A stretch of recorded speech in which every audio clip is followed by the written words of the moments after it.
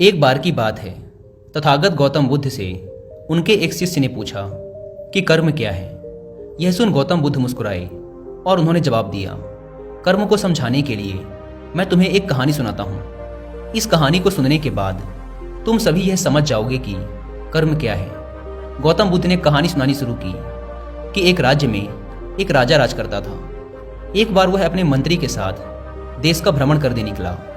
भ्रमण करते करते राजा और मंत्री एक बाजार में पहुंच गए। उस बाजार में राजा का ध्यान एक दुकानदार के ऊपर गया। उस दुकानदार को देखते ही राजा के मन में ना जाने क्यों यह विचार आया कि मैं इस दुकानदार को कल फांसी की सजा दे दूं।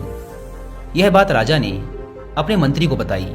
मंत्री कुछ बोले कि उससे पहले ही राजा उस दुकानदार की दुकान के सामने से आगे निकल चुके थे और दूसरी बातें करने लगे। मंत्री बहुत ही चिंतित हो गया। वह यह बात समझ नहीं पा रहा था कि आखिर दुकानदार की गलती क्या है। दुकानदार से बिना कुछ बात किए, बिना कुछ सोचे समझे महाराज ऐसा फैसला लेने के बारे में क्यों सोच रहे हैं। राजा और मंत्री भ्रमण करने के बाद राजमहल वापस चले गए, लेकिन मंत्री को रात भर नींद नहीं आई।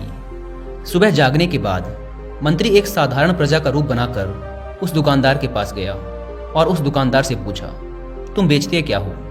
दुकानदार ने जवाब दिया, मैं चंदन की लकड़ियां बेचता हूं। फिर मंत्री ने आसपास के लोगों से दुकानदार के बारे में पूछना शुरू किया।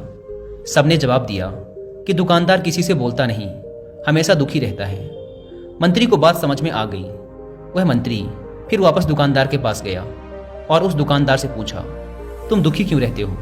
दुकानदार ने बताया, मैं दुखी इसलिए रहता हूँ क्योंकि मेरे दुकान पर लोग आते हैं, चंदन की लकड़ियाँ सूंघते हैं और बोलते हैं बहुत ही सुंदर है, बहुत ही अच्छी महक है, लेकिन कोई खरीदता नहीं, इसलिए मैं बहुत दुखी रहता हूँ।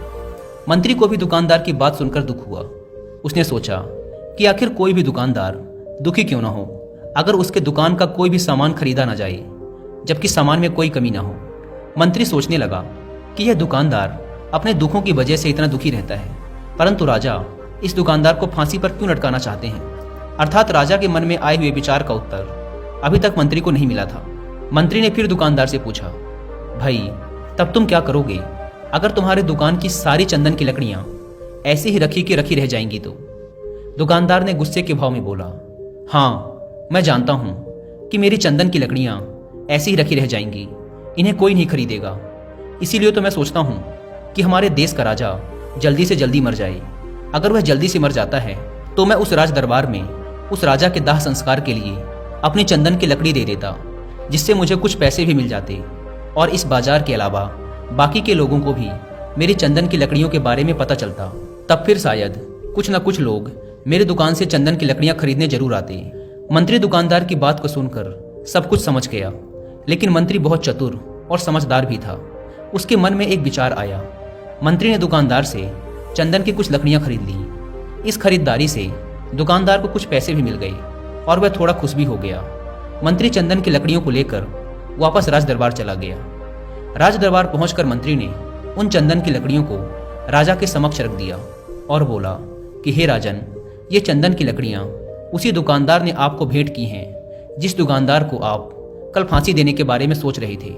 राजा ने उन चंदन की लकड़ियों को सूंघा और उन्हें उन चंदन की लकड़ियों की सुगंध बहुत पसंद आई।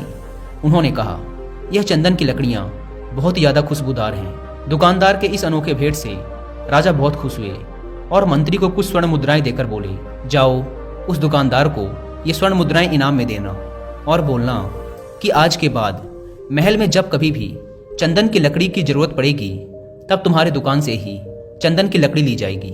यह बात सुनकर मंत्री जी मुस्कुराने लगे तथा सोचने लगे कि अब तो राजा के मन में उस दुकानदार को फांसी देने का विचार आ ही नहीं सकता, क्योंकि अब तो हमेशा राज दरबार के लिए चंदन की लकड़ियों के इंतजाम की जिम्मेदारी उस दुकानदार को मिल गई है।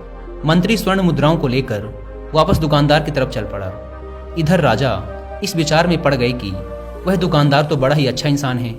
जिस वक्त मैं उसके बारे में यह सोच रहा था कि मैं इसको कल फांसी दे दूं, तब शायद उसके मन में उस समय यह विचार चल रहा था कि राजन पहली बार मेरे दुकान के सामने आए हैं, क्यों ना मैं उनको अपनी सुंदर और खुशबूदार लकड़ियों को भेंट करूं।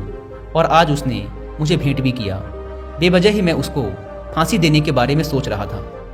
इधर मंत्री दुकानदार के पास पहुंच गया मंत्री ने राजा के द्वारा दी गई स्वर्ण मुद्राओं को दुकानदार को देते हुए कहा कि जिन चंदन की लकड़ियों को कल मैं खरीद कर ले गया था, उन चंदन की लकड़ियों को राजा ने बहुत पसंद किया और इनाम के तौर पर तुम्हारे लिए यह स्वर्ण मुद्राएं भिजवाई हैं। यह सुन दुकानदार बहुत खुश हुआ। साथ ही साथ मंत्री ने उस दुकानदार को यह भी बताया कि अब आज के बाद राज दरबार में जब कभी भी चंदन की लकड़ियों की जरूरत पड़ेगी तो सारी चंदन की लकड़ियां तुम्हारी दुकान से ली जाएंगी। दुकानदार मंत्री की बात सुनकर बहुत ही खुश हो गया। मंत्री ने दुकानदार से पूछा, क्यों भाई, तुम तो राजा के बारे में इतना बुरा भला सोचते थे, लेकिन देखो राजा तुम्हारी कितनी चिंता करते हैं। राजा कितने अच्छे हैं। राजा अपनी प्रजा के बारे में कभी भी गलत नहीं सोचते। दुकानदार मंत्री की बात से सहमत हो गया और बहुत दुखी होकर राजा के प्रति अपने बुरे विचार पर पश्चाताप करने लगा। दुकानदार मंत्री से बोला, मैं कितना गलत सोचता था राजा के बारे में। राजा तो बड़े ही अच्छे हैं, बड़े ही भले राजा हैं। भगवान करे कि राजा की बहुत ही लंबी आयु हो। यह बात सुनकर मंत्री भी बहुत खुश हुआ। फिर मंत्री वहां से वापस राज दरबार को चला गया और यहीं पर तथागत गौतम बुद्ध ने इस कहानी को समाप्त करते हुए अपने शिष्यों से पूछा कि अब आप ही लोग बताओ कि कर्म क्या है। किसी शिष्य ने कहा, कर्म बोले हुए शब्द हैं। किसी शिष्य ने कहा, कर्म वाणी है। तो किसी ने कहा, कर्म सोच है। तो किसी ने कहा, कर्म भावना है, वगैरह वगैरह। अपने सारे शिष्यों के जवाब सुनने के बाद महात्मा गौतम बुद्ध ने कहा कि इंसान के विचार ही उसके कर्म हैं। हमारे विचार जैसे रहेंगे हम वैसे ही कर्म करेंगे और उन्हीं विचारों के द्वारा किए हुए कर्म हमारे सुख और दुख के लिए उत्तरदायी होते हैं। अर्थात अगर हमारे विचार ही गलत हैं तो हमारे द्वारा किए हुए कर्म भी गलत ही होंगे और उनका परिणाम भी गलत ही निकलेगा, जिसके परिणाम स्वरूप हम दुखी रहेंगे। अगर हमारे विचार सही रहेंगे तो हम सही कर्म करेंगे। सही कर्म करेंगे तो फिर सही फल मिलेगा, जिससे हमारे जीवन में सुख आता है। दोस्तों, अब हम कर्म को थोड़ा आसान भाषा में समझने की कोशिश करते हैं। कर्म का अर्थ है कार्य। इस दुनिया में, इस ब्रह्मांड में जो कुछ भी काम हो रहा है वो सब एक कर्म है। असल में देखा जाए तो कर्म क्रिया और प्रतिक्रिया के साधारण से सिद्धांत को फॉलो करता है। हम जो भी कार्य करते हैं वो एक कर्म है और फिर क्रिया और प्रतिक्रिया के सिद्धांत के अनुसार हर कर्म का एक परिणाम भी होता है। जैसे कांच के गिलास को फेंकना एक कर्म है और उसका टूट जाना उसका परिणाम। अत्यधिक बारिश होना एक कर्म है और बाढ़ आना उसका परिणाम। असल में परिणाम हमारे हित में होगा या अहित में, ये पूरी तरीके से हमारे द्वारा किए गए कार्य पर निर्भर करता है। ज्यादातर लोग ये सोचते हैं कि ऊपर आसमान में कोई बैठा है जो निर्णय लेता है कि किसके जीवन में सुख देना है और किसके जीवन में दुख, जबकि असल में हमारे कर्म और फिर उनके द्वारा मिलने वाले परिणाम ही हमारे सुख और दुख को निर्धारित करते हैं। इसीलिए हमारी भारतीय परंपरा में ये कहा जाता है कि आप अपने भाग्य के निर्माता स्वयं हैं। असल में कर्म का परिणाम ही भाग्य है और हमें कैसे कर्म करने हैं ये पूरी तरीके से हमारे हाथ में होता है।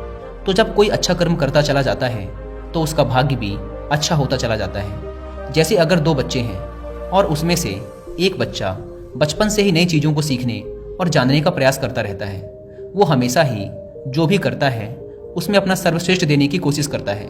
और जो दूसरा बच्चा है वो ना तो किसी नई चीज़ के बारे में सीखने और जानने का प्रयास करता है और ना ही किसी काम को पूरे मन से करता है। तो समय बीतने के साथ वो पहला वाला बच्चा अपने जीवन में काफ़ी सफल इंसान बन जाता है, जबकि दूसरा बच्चा सालों बाद भी अपने जीवन में संघर्ष कर रहा होता है। अब यहाँ पहले बच्चे को देखकर दूसरा बच्चा बड़े ही आसानी से कह देगा कि उसकी तो किस्मत अच्छी थी, लेकिन नहीं, असल में उसके कर्म अच्छे थे, जिसके परिणाम स्वरूप उसकी किस्मत भी अच्छी होती चली गई। तो अगर हम चाहें तो अपने कर्मों को बदलकर अपना भाग्य बदल सकते हैं। सीधी सी बात है, जैसे ही आप अपने कर्म बदलोगे आपका भाग्य बदलना शुरू हो जाएगा। और ये दोनों ही परिस्थिति में सही है, अच्छे के लिए भी और बुरे के लिए भी। लेकिन असल में कोई इंसान कैसे कर्म करता है ये मुख्य रूप से उसके माता पिता, परिवार, समाज और आसपास के माहौल पर भी निर्भर करता है। ज़्यादातर केसेस में एक एक्टर का बेटा एक्टर बनने की ही कोशिश करता है, इंजीनियर का बेटा इंजीनियर और डॉक्टर का बेटा डॉक्टर। इसका कारण ये है कि हमारा शरीर और मन अपने आसपास से ही सूचनाएं इकट्ठा करते हैं और हम हमारे अंदर मौजूद सूचनाओं और ज्ञान के आधार पर ही कोई कार्य करते हैं और फिर हमें उसी के अनुसार परिणाम भी मिलते हैं। असल में हम अपने रोज के कामों का 99% अनकॉन्शियस तरीके से करते रहते हैं, क्योंकि हमारा शरीर और मन प्राप्त सूचनाओं को याद रखता है और फिर उन्हें दोहराता रहता है। जैसे जब हम कार चलाना सीख रहे थे तब हम एकदम पूरी कॉन्शियसनेस के साथ हर चीज़ पर ध्यान रख रहे थे कि स्टीयरिंग कहाँ है, ब्रेक कहाँ है। लेकिन कुछ समय बाद हम बात करते हुए या कुछ भी सोचते हुए बड़ी आसानी से कार चला पाते हैं, क्योंकि अब हमारे अंदर कार चलाने की प्रोग्रामिंग हो चुकी है और हम लगभग अपने सारे काम अब इसी तरीके से करते हैं, बिना किसी जागरूकता के। बस वो काम होते चले जाते हैं। क्योंकि हमारे काम बिना किसी जागरूकता के हो रहे हैं, इसीलिए हमें लगता है कि हमें कोई चला रहा है, कोई अदृश्य शक्ति, जबकि असल में हमारे कर्म ही अब हमारी आदत बन चुके हैं। अगर हम अपने ज़्यादातर काम जागरूक होकर करने लगे तो पाएंगे कि हमारा भाग्य हमारे ही हाथ में है, क्योंकि जागरूकता की वजह से हमारे कर्मों पर हमारा पूरा नियंत्रण हो जाता है। जैसा कि ऊपर की कहानी में गौतम बुद्ध ने कहा था कि हमारे विचार ही हमारे कर्म हैं, और जागरूकता की अवस्था में हमारे विचारों पर पूरा नियंत्रण हो जाता है। विचारों के नियंत्रण से हम कर्म में नियंत्रण हासिल कर लेते हैं, और फिर जब हमारे कर्म हमारे हिसाब से होंगे तो उनका परिणाम भी उसी के अनुरूप ही होगा। इसीलिए गौतम बुद्ध ने चित्त के नियंत्रण पर जोर दिया है कि जब किसी इंसान का चित्त ही शुद्ध हो जाएगा तो उसके मन में बुरे विचार ही कैसे आएंगे और फिर वो बुरे कर्म ही कैसे करेगा। इसीलिए गौतम बुद्ध का पूरा ज्ञान चित्त की शुद्धता पर जोर देता है।